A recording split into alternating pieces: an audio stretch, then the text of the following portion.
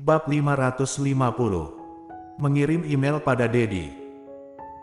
Karena masalah kelinci ini psikologi Gita dan Audrey Han terganggu, oleh karenanya setelah orang-orang manajemen pergi, Gita kemudian mengambil kain lap dan melap tempat di mana kotak itu sebelumnya diletakkan. Setelah melap bagian tersebut berulang-ulang, dia tetap merasa tidak nyaman. Mengapa aku merasa di dalam rumah ini, ada bau bangkai yang sangat kuat?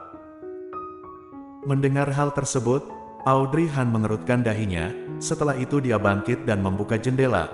Angin dingin kemudian bertiup masuk ke dalam ruangan, menghilangkan aroma bangkai dari kelinci tadi.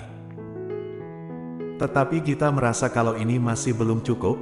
Setelah berpikir sejenak, dia mengeluarkan parfum dari dalam tasnya dan menyemprotkannya ke beberapa tempat di dalam rumah.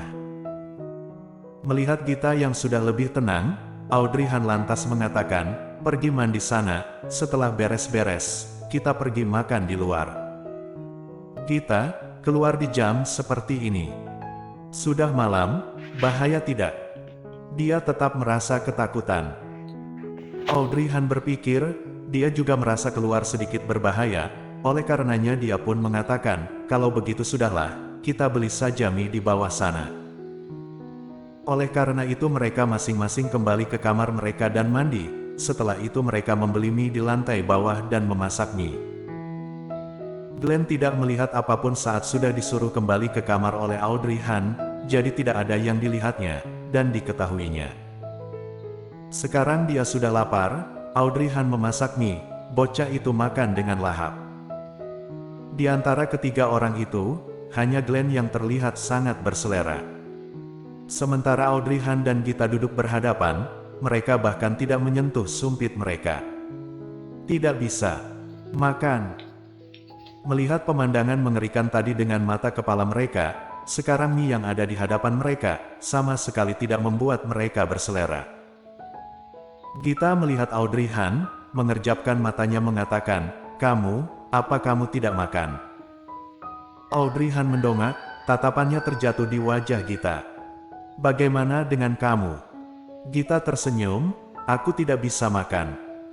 Audrey Han tersenyum, dia tidak mengatakan apapun. Glenn yang berada di samping mengangkat kepalanya, memperhatikan dua orang dewasa ini dengan penasaran. "Mommy, Bibi Gita, ada apa dengan kalian?" Audrey Han kemudian mengusap kepala Glenn, dengan lembut mengatakan, "Glenn, cepat makan, setelah itu kamu boleh nonton TV, beres-beres dan tidur." "Tetapi Mommy, apa kalian tidak lapar?" Audrey Han tersenyum ringan, dengan suara lembut mengatakan, "Sekarang tidak lapar, kamu makan dulu, nanti setelah kami lapar kami akan makan." "Oh." Glenn mengangguk, dia menunduk dan kembali melahap mie-nya. Kali ini bocah itu makan dengan cepat. Setelah itu dia meletakkan sumpitnya. "Mommy, aku sudah kenyang, tapi malam ini aku tidak ingin menonton televisi. Aku ingin menggunakan laptop Mommy, boleh tidak?" "Tentu saja boleh, kamu pakai sana. Ingat jangan tidur terlalu larut." "Selamat malam Mommy, good night Bibi Gita."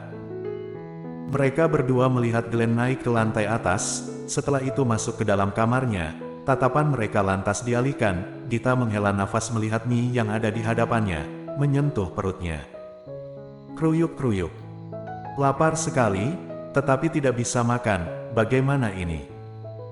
Perut Audrey Han juga ikut-ikutan bersuara, seharian tidak makan, Audrey Han benar-benar sudah lapar. Setelah berpikir, Audrey Han mengambil sumpitnya dan tersenyum, "Mari, ambil sumpitmu, kita sama-sama makan mie."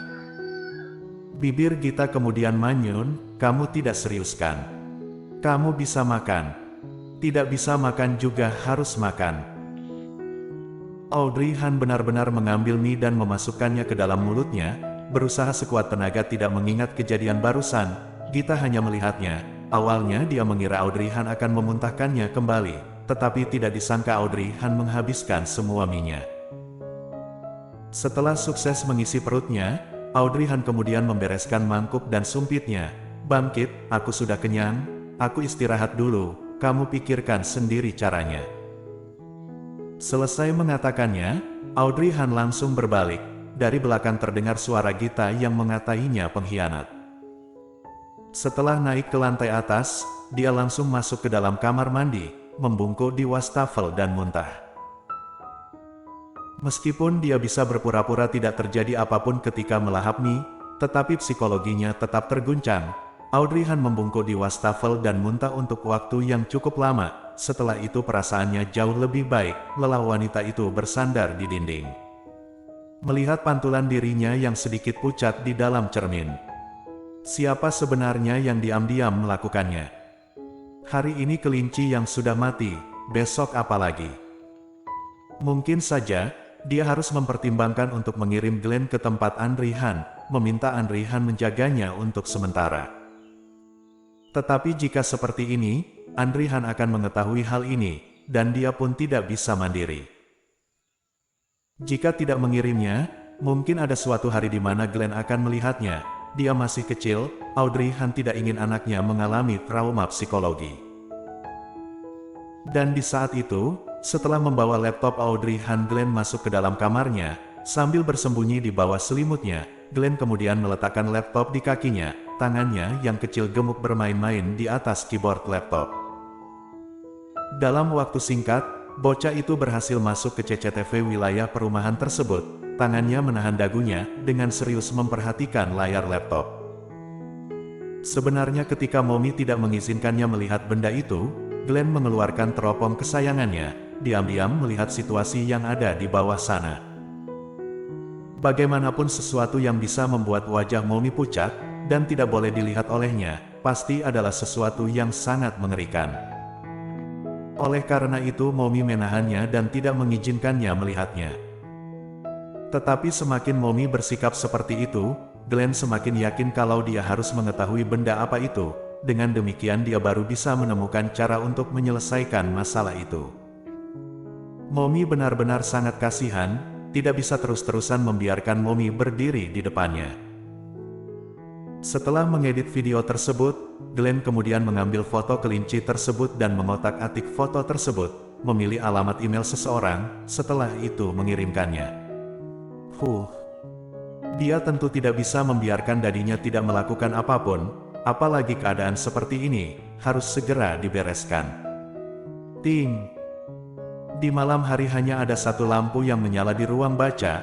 Golden Ye yang seharusnya membereskan pekerjaannya sekarang duduk di depan komputer melihat berita yang sudah direkam sebelumnya.